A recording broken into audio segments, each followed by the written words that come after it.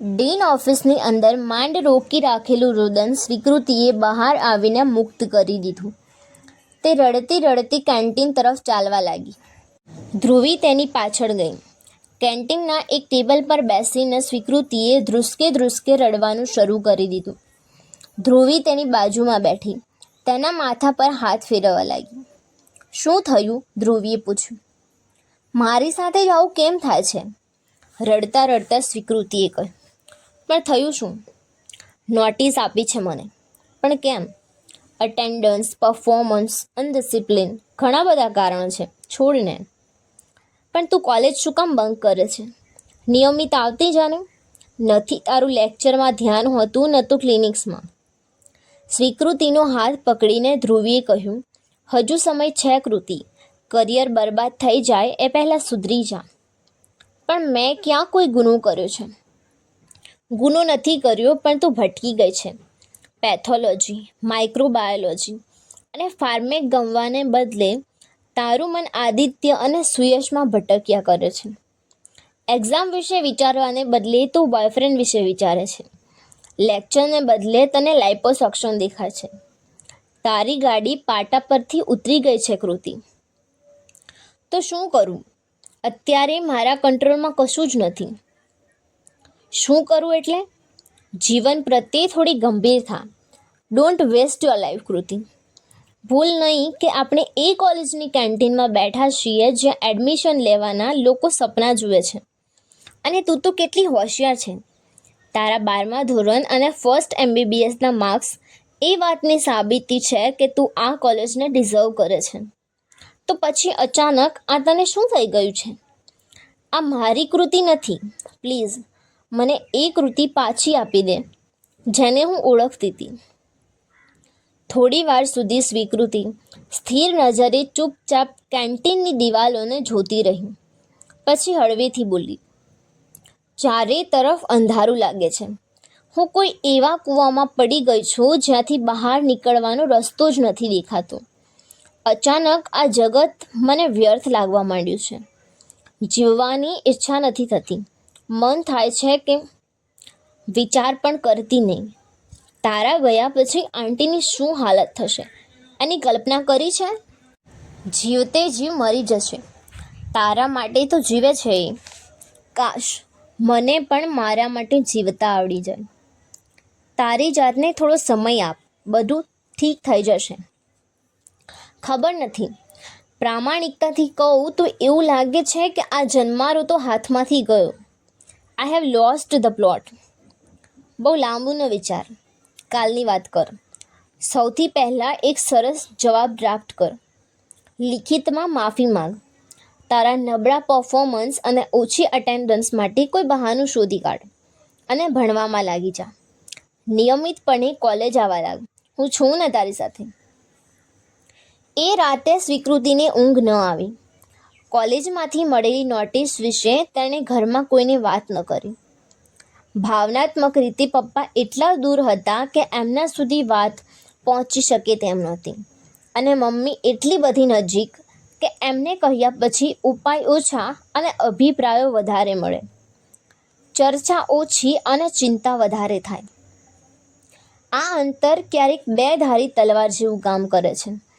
વધુ પડતું વધી જાય તો વ્યક્તિ ભાવનાત્મક ભ્રમણ કક્ષાની બહાર ચાલ્યું જાય છે અને વધુ પડતું ઘટી જાય તો અકસ્માત સર્જાય છે. મમ્મીની નિકટતા સ્વીકૃતિને ગુંગળાવી નાખતી. માટે આ બધી વાતો મમ્મીને કહેવાનું તને યોગ્ય ન લાગ્યું. અનુભવે માણસ એવું શીખી જાય છે કે જ્યાંથી માત્ર ટીકા અને સલાહો જ મળવાની હોય ત્યાં આપણી વાત રજૂ કરવી નિરર્થક છે. તે વિચારતી રહી કે આ પરિસ્થિતિમાં શું કરી શકાય. મનોસ્થિતિની ઉપરવટ જઈને આવતીકાલથી કોલેજ શરૂ કરવી કે પછી મનની વાત અનુસરીને આવતીકાલે અનિરુદ્ધ પાઠકને ફરી મળવા જવું. એ જીવનના એક એવા પડાવ પર હતી જ્યાંથી બે રસ્તા અલગ અલગ દિશામાં ફંટાઈ રહ્યા હતા. મોડી રાતે હિંમત કરીને તેણે અનિરુદ્ધ પાઠકને વોટ્સએપ મેસેજ કર્યો. હાય સર. અનિરુદ્ધે મેસેજ તરત વાંચી લીધો પણ કશો જવાબ ન આપ્યો. બ્લુ ટીક થયાની 63 સેકન્ડમાં સ્વીકૃતિની ધીરજ ખૂટી. તેણે ફરીથી મેસેજ કર્યો, બિઝી. આ મેસેજ પણ અનિરુદ્ધે વાંચી લીધો, પણ જવાબ ન આપ્યો. સ્વીકૃતિની અકળામણ વધતી ગઈ. મેસેજ કરવાને બદલે તેણે સીધો નંબર ડાયલ કર્યો. આખી રિંગ પસાર થઈ ગઈ, પણ અનિરુદ્ધે ફોન રિસીવ ન કર્યો. ફોન હાથમાં છે, છતાં મારો ફોન નથી ઉપાડતા. એ વિચારે સ્વીકૃતિને ગુસ્સો આવ્યો, પણ અનિરુદ્ધ પર ગુસ્સો કરવો તેને પોસાય તેમ નહોતો. અનિરુદ્ધ પાઠક તેની એકમાત્ર આશા હતી. આ માણસ જવાબ કેમ નથી આપતું? એવું વિચારતા સ્વીકૃતિ રૂમમાં આંટાફેરા કરી રહી હતી. એ જ સમયે તેને અનિરુદ્ધે કહેલી વાત યાદ આવી. હું એવા જ લોકોને પ્રત્યુત્તર આપું છું જેમની ભાષા સમૃદ્ધિ અને વાતો મને પ્રભાવિત કરી શકે. એવું વિચારીને સ્વીકૃતિએ એક જોરદાર મેસેજ ડ્રાફ્ટ કર્યો. તેણે લખ્યું, નિરાશાના દરિયામાં ડૂબતી જાઉં છું. ચોતરફ અંધકાર છે. મને લાગે છે કે હું જાતને ગુમાવી રહી છું. મેસેજ તરત વંચાઈ ગયો. અનિરુદ્ધ પાઠક, ટાઈપિંગ. એવું વાંચીને સ્વીકૃતિને હાશકારો થયો. એ ક્યાંય સુધી પેલા ટાઈપિંગને તાકતી રહી. મેસેજ કરતાંય કોઈ આપણને મેસેજ કરી રહ્યું છે એ જાણકારી ક્યારેક વધારે આનંદ આપે છે.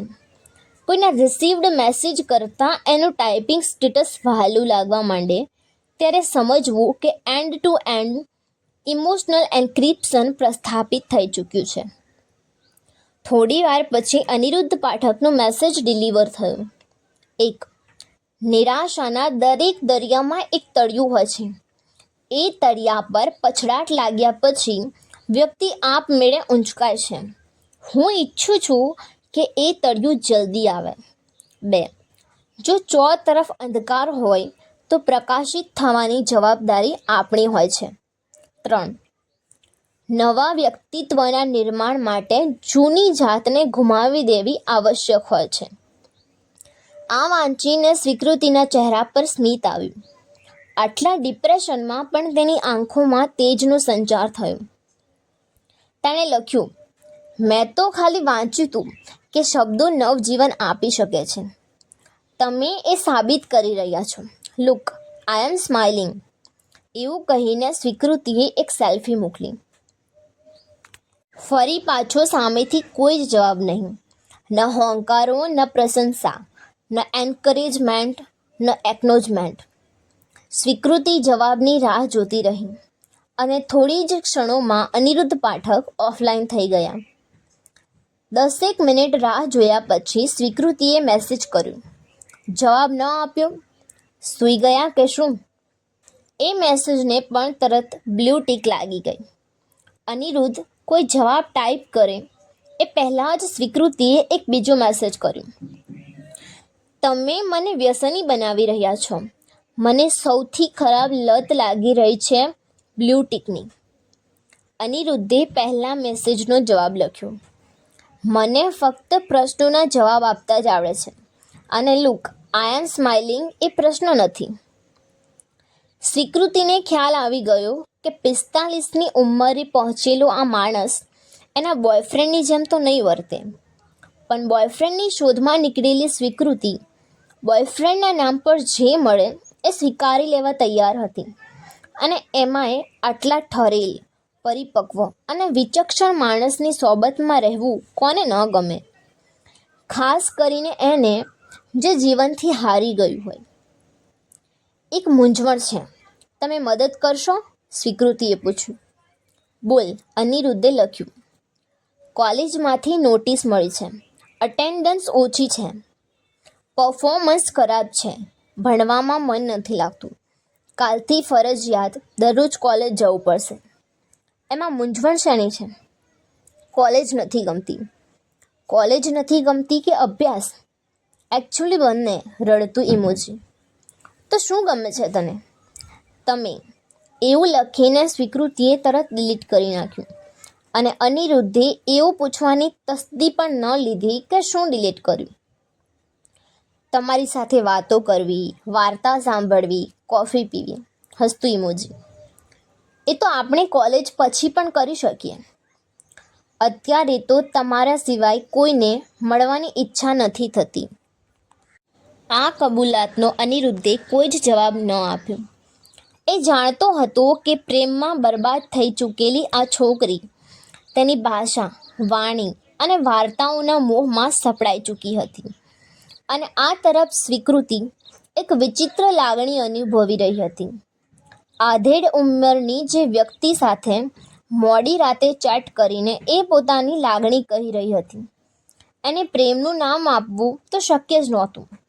અને તટસ્થ રીતે જોઈએ તો એ લાગણીને પ્રેમ સિવાય બીજું કોઈ નામ આપી શકાય એ પણ શક્ય નહોતું.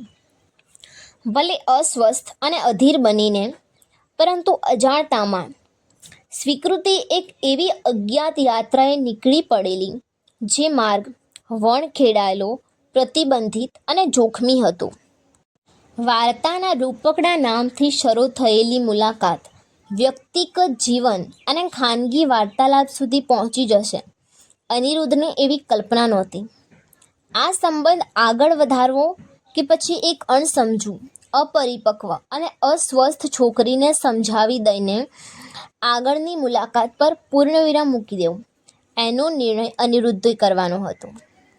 સ્વીકૃતિએ 2-3 મેસેજમાં કરેલી કબૂલાત, ફ્લર્ટિંગનો પ્રયત્ન અને અનિરુદ્ધ તરફનો ઢોળાવ સ્પષ્ટ સંકેત આપતા હતા કે આ સંબંધ કોઈ બિનપરંપરાગત દિશામાં આગળ વધી રહ્યો છે. એને આગળ વધવા દેવો કે ત્યાં જ અટકાવી દેવો, એનો વિચાર અનિરુદ્ધે લાંબા સમય સુધી કર્યો હશે. અકળ ઈરાદા અને ઈચ્છા સાથે થોડી વાર પછી અનિરુદ્ધે લખ્યું, આવતીકાલે સવારે 9 વાગે મળીએ. કોલેજને શું કરવું? સ્વીકૃતિએ પૂછ્યું. જાતને નિરાશ કરવા કરતાં જગતને નિરાશ કરવું આપણને વધારે પોસાય છે. Thank you so much. કાલે મળીએ. અને હા, આવતીકાલે શણગાર કરીને નહીં આવું. હવે મને ખબર છે કે સુંદરતા અભિશાપ છે, એટલે સુંદર દેખાવાના પ્રયત્નો પણ નહીં કરું. ભાષા અને આચરણ આપણું સૌથી મોટું આભૂષણ છે. જેની પાસે શબ્દ સમૃદ્ધિ છે એને શણગારની જરૂર નથી રહેતી. નાહીને તો આવું ને કે શબ્દોની સુગંધથી કામ ચાલી જશે. હસતું ઇમોજી. અનિરુદ્ધનું એવું સ્તર નહોતું કે આવા વાહિયાત પ્રશ્નોના જવાબ આપે. તે ઓફલાઈન થઈ ગયું. સ્વીકૃતિને પણ ધીમે ધીમે સમજાતું ગયું કે બૌદ્ધિક ઊંચાઈએ પહોંચેલી વ્યક્તિ સાથે વાત કરવી હશે તો મારે સીડી ચડીને કરવી પડશે, મારી ઉંમરની બહાર નીકળીને કરવી પડશે. એ રાતે જ એને ખ્યાલ આવી ગયો કે વોટ્સએપ ચેટના સામે છેડે કોઈ આદિત્ય કે સુયશ નહોતું. એક સિદ્ધહસ્ત, પ્રતિભાશાળી અને પ્રબુદ્ધ પુરુષ હતું. એક એવો પુરુષ જેના સંપર્કમાં સ્વીકૃતિ આજ સુધી ક્યારેય નહોતી આવી. અને ઊંઘ આવ્યા પહેલાં સ્વીકૃતિના મનમાં રહેલો છેલ્લો વિચાર પણ એ જ હતો, અનિરુદ્ધ પાઠકને હું પહેલાં કેમ ન મળી.